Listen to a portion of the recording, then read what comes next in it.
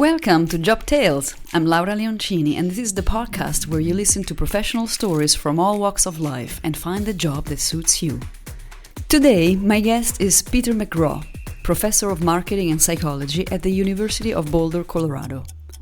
We will talk about academia, the Humor Research Lab, and the single person's guide to a remarkable life. Peter, thanks so much for being a guest at my podcast, Job Tales. I am very keen to speak with you because it's been a while. Troy put us in touch, and since our first encounter, I've been wanting to ask you a few questions about your profession and about your path specifically. So, can you tell me in a nutshell what you do today? Well, I would say I have a day job, and that is I'm a professor at the University of Colorado at Boulder, marketing and psychology professor. I write dry, esoteric academic papers. I attempt to teach lively, esoteric classes, and then I am a full professor, so I sit in dreadfully boring administrative committee meetings, and that's Dreadfully what pays boring. the bills. Okay. I like to believe that my professional life is much, much more interesting than that. So at one point you were into studying so that you could become a professor. I mean, it's a long path, right? Working in academia. Yeah, it is. I mean, I will say this. I got the idea to become a professor at age 18 as a freshman in college. As I was transitioning out of engineering school, I basically did half a semester, realized I did not want to be an engineer, and Hmm. engineering did not want me. My lower middle class, working class family who were thrilled that I was in college asked me a rational decision, which was, what are you going to do with this psychology degree that you're switching into? And I sort of arbitrarily responded, I'm going to become a professor. That was the From the rational, outside. the rational answer. Well, it made sense for me at the moment. I was loving university life. These classes were fascinating. They were intellectually vibrant, and they were explaining a lot of what seemed to be unexplainable to an 18-year-old, boy transitioning to being a man. And I was like, I want to do that. I want to read books, and I want to teach, and I want to mentor young minds. 9 years later, I found myself in the only graduate program that would accept me at The Ohio State University to study the field, which is now called behavioral economics. It didn't even have that name back then. Yeah, I do remember I have interviewed a couple of people about behavioral economics, and it was a completely new thing.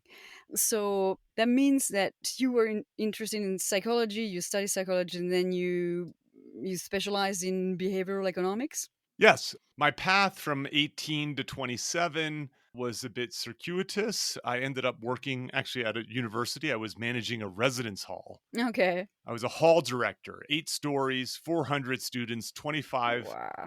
staff members at age 24. It was a daunting, chaotic task. No kidding. And this was in 1994. This was before books like Predictably Irrational or Thinking Fast and Slow or the Gladwell style books of Blink and so on had kind of captured the imagination of people, these pop science books. But there's a book by a researcher at Cornell called How We Know What Isn't So, The Fallibility of Human Judgment in Everyday Life by Tom Gilovich. And I read that book. It was a book about judgment and decision making. And I just was like, I want to study that. Yeah.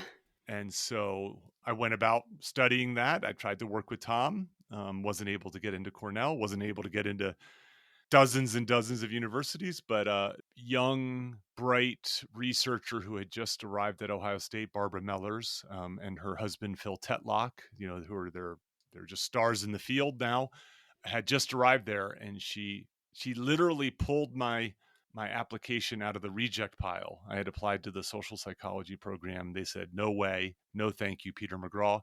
And she was in this quantitative psychology program and saw that I wanted to study decision making. And she very generously, kindly accepted me into the program and was a wonderful mentor. 9 years, you say, huh? So it really did take a long time of your life become mature in the field and in becoming then a professor, I guess, as well. Is it? Yeah, that was just to get into the grad program. It took me Wow. 3 tries. I had to get through undergrad. I did a master's degree along the way. I was Laura, I would say this, I wasn't a slam dunk candidate. Like, I Mm, had good but not great grades. I had good but not great GRE scores. I had good but not great research experience. And so I needed a break. And mm, I got that break, thankfully. And then I spent 5 years in that program, just sucking the marrow out of it. I loved being a graduate student. It was challenging, but it was exciting. It felt right.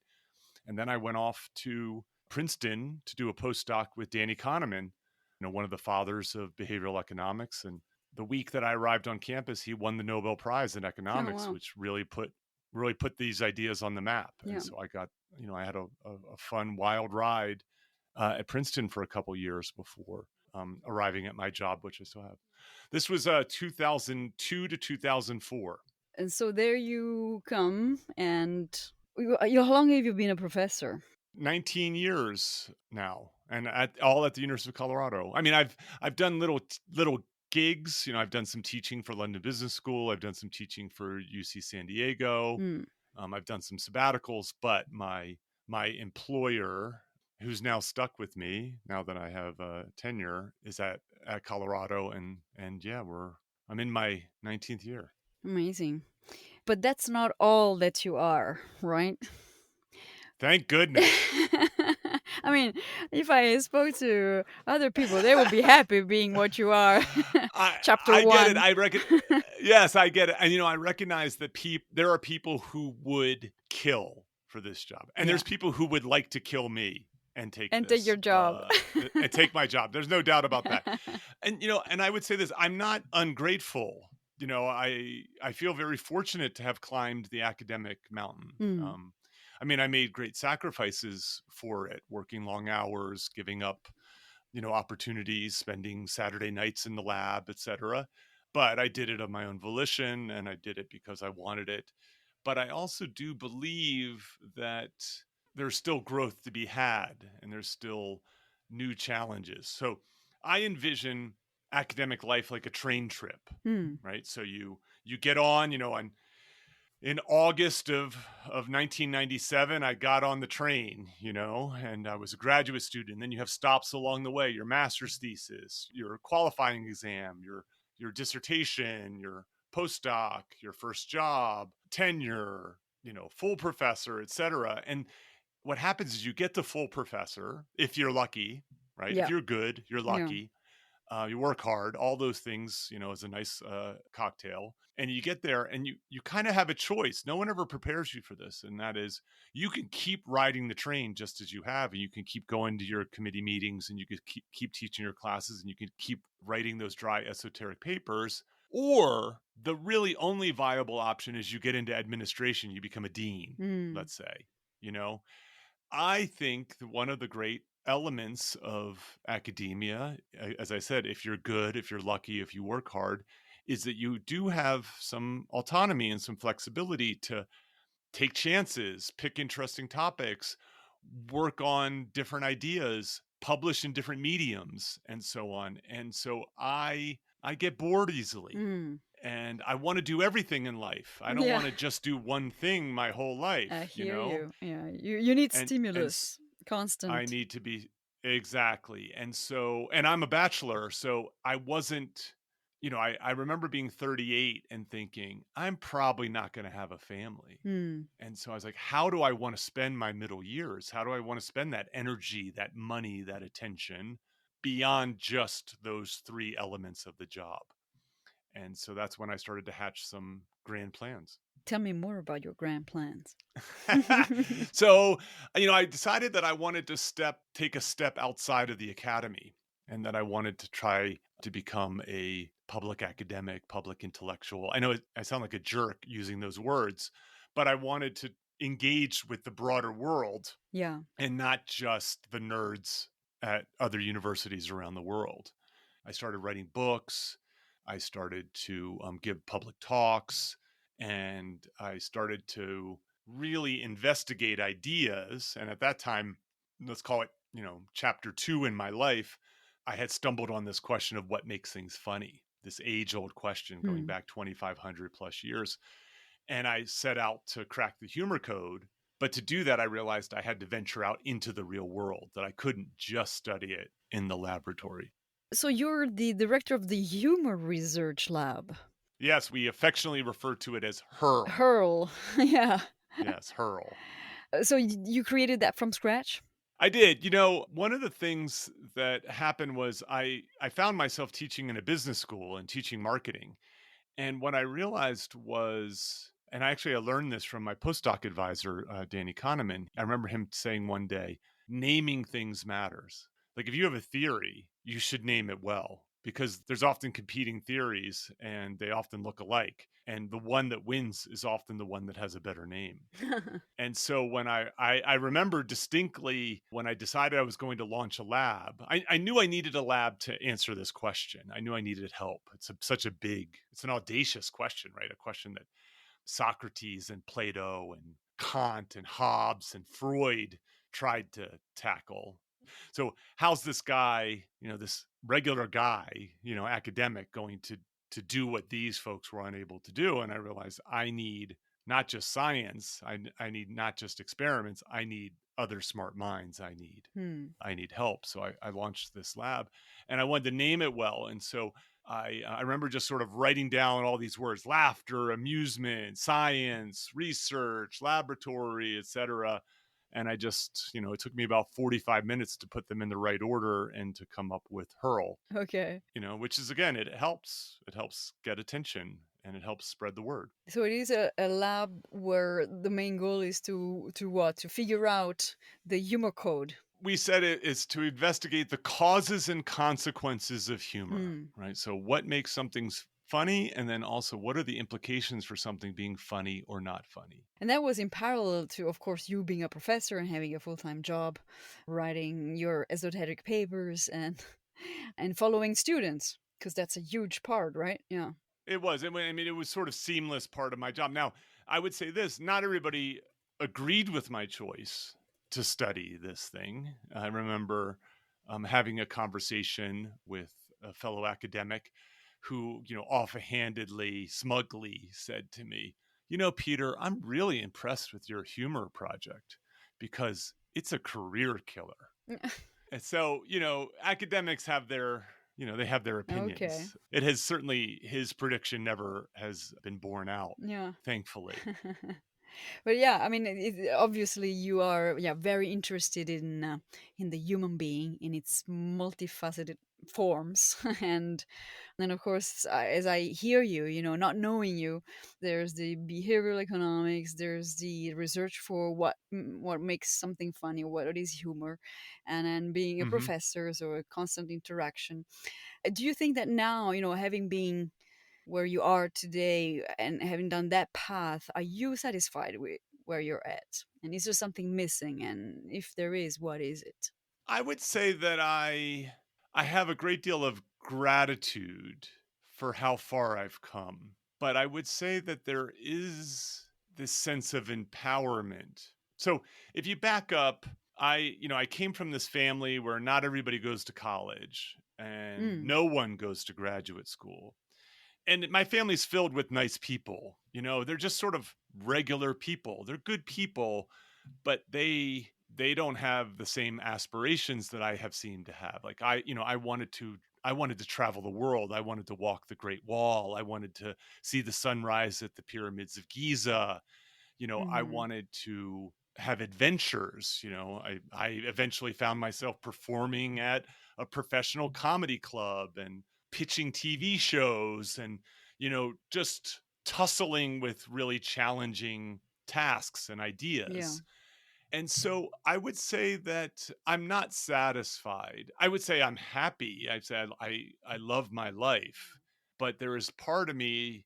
I mean, I feel young still. I'm 53. I feel really young in body and spirit and mind, unlike a lot of 53-year-olds who feel pretty beaten down Hmm. by life. And so there's part of me that says, well, I've come this far, right? From that 18-year-old making an arbitrary choice about becoming a professor and then grinding it out with enough talent and enough creativity and enough luck to make it happen, that I think, what else might I be able to do? Yeah. Right? How far can I take this, especially leveraging being a professor? So I'll tell you a quick anecdote. When I was working on my first book, The Humor Code, I was teamed up with a journalist, and he would regularly ask me to email someone to get an interview. And the reason he would do that is he said, they'll respond to your email because you're a professor. Hmm. And, because it's, versus I'm a journalist, right? They'll delete my email, but you, they'll respond to. And so, this opens doors, it opens opportunities. This is a high status job. Hmm. And then also it's a job that I can leverage, right? So I have flexibility, I have freedom, I can choose my topics.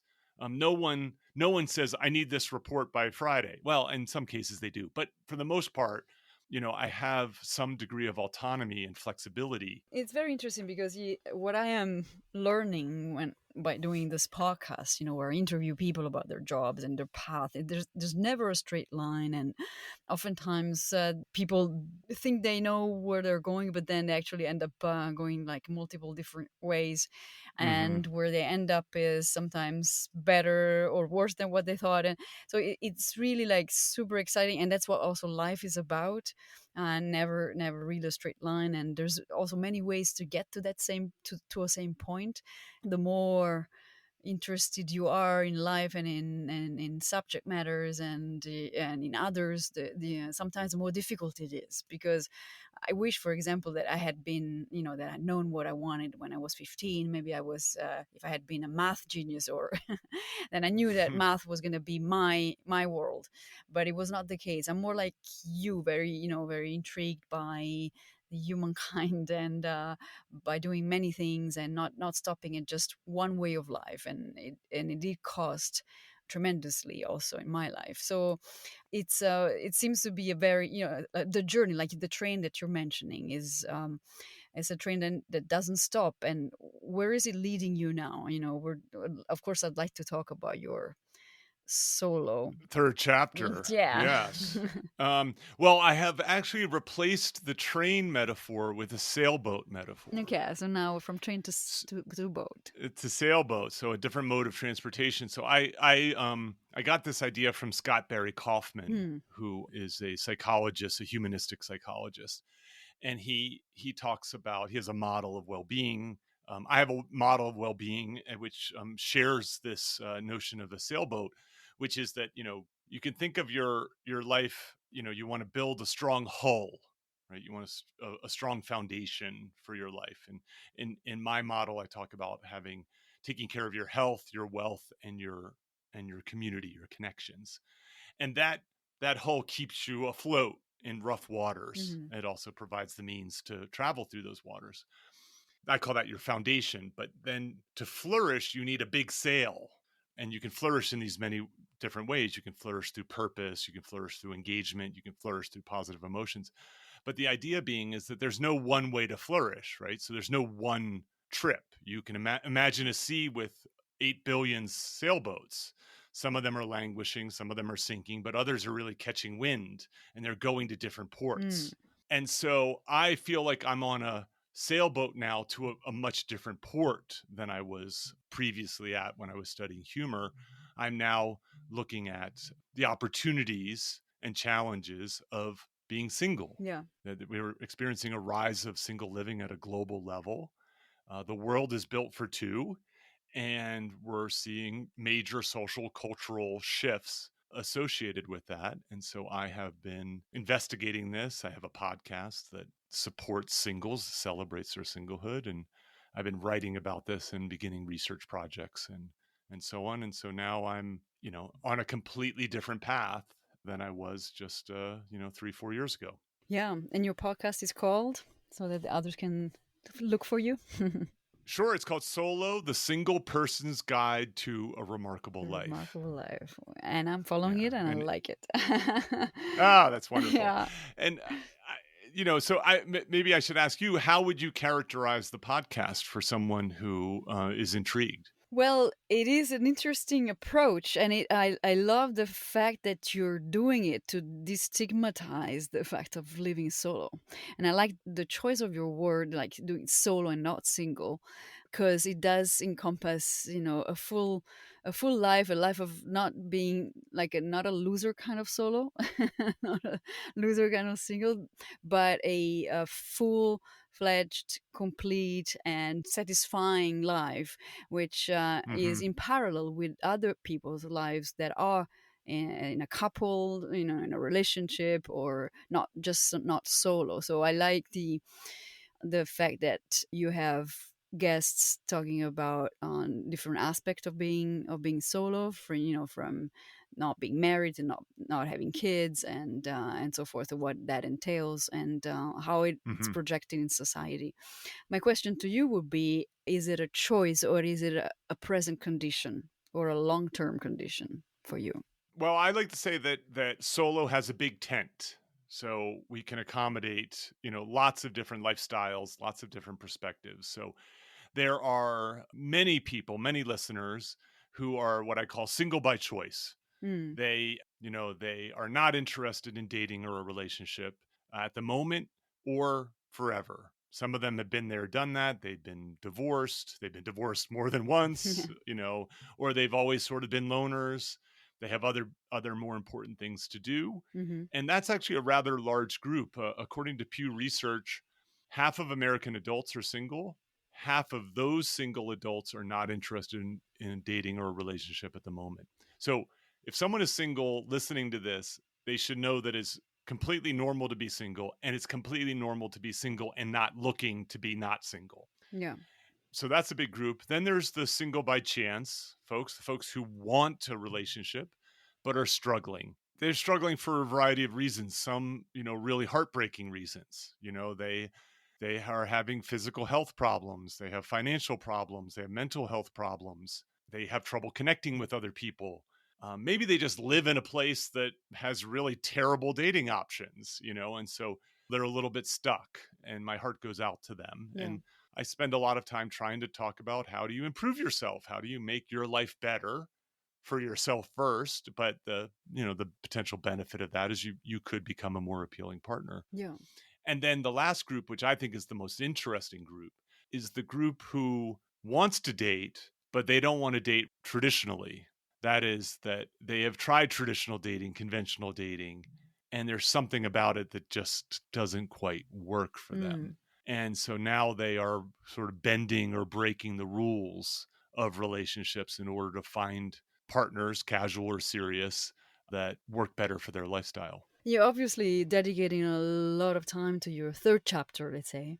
You're also just finishing writing a book, is that correct? Is that related? Yeah, I mean, I'm completely obsessed with this project. It's interesting. When I first hatched the idea, I talked to friends and advisors about it, and they came back to me and they said, the humor work is good and it's a big idea, but this is so much bigger. Okay.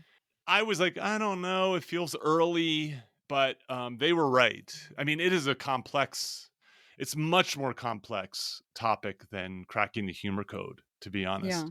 I'm reading history, I'm reading cultural anthropology, I'm reading evolutionary biology, I'm reading sociology, I'm Amazing. reading memoirs.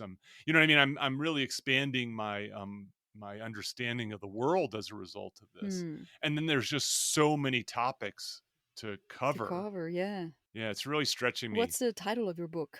The title of the book, so I wrote the book in like 135 days because my publisher wanted it to get it out in January. It's called Solo: Breaking the Rules in a World Built for Two. Nice title. Yeah, it's fun. When can we buy it?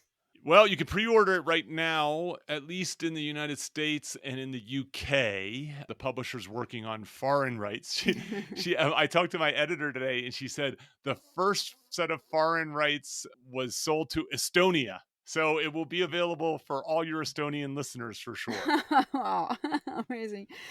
Before we finish, because I see the time is running, and I wish we had an hour, but like more like your format in the in your podcast, but we do have 25 minutes on this one. What is your recommendation to the listeners? Like imagine a young generation, young men, young women who are Hmm. going to venture into the world of, the working world, basically. What's your Yes. 2 cents on what they should do? Well, I think that the world has changed a lot since I was making this arbitrary decision. I don't think you can get away with arbitrary decisions quite as much Hmm. anymore. So in an age where AI is on the rise, I would look for jobs that don't rely on rules.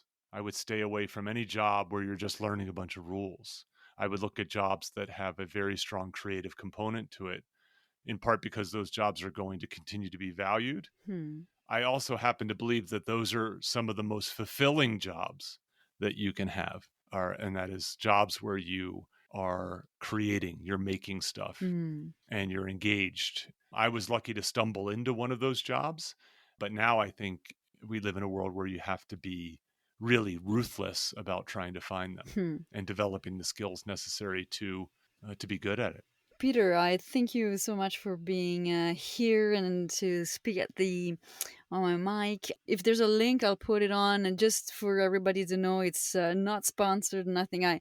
If I put a link, it's really because I think it's going to be interesting for the listeners. So please, let me know for the book and for any other thing. I mean, I'll also put the solo podcast link, which I find is very intriguing, very interesting, funny, and yeah, good luck with all your ventures. Maybe there will be chapter 4 sometime. I hope so. Yeah, I hope so too Yes. for I you. want to live long enough. Yeah, Yes, we still please. have half a time ahead of us, hopefully.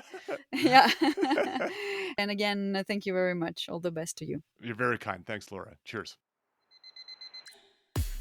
You have listened to another episode of Job Tales. You can follow me on Spotify, Apple Podcast, and Google Podcast. If you want to recommend a guest, write me at jobtalespodcast, one word, @gmail.com. Just remember, it's TALES. Bye for now.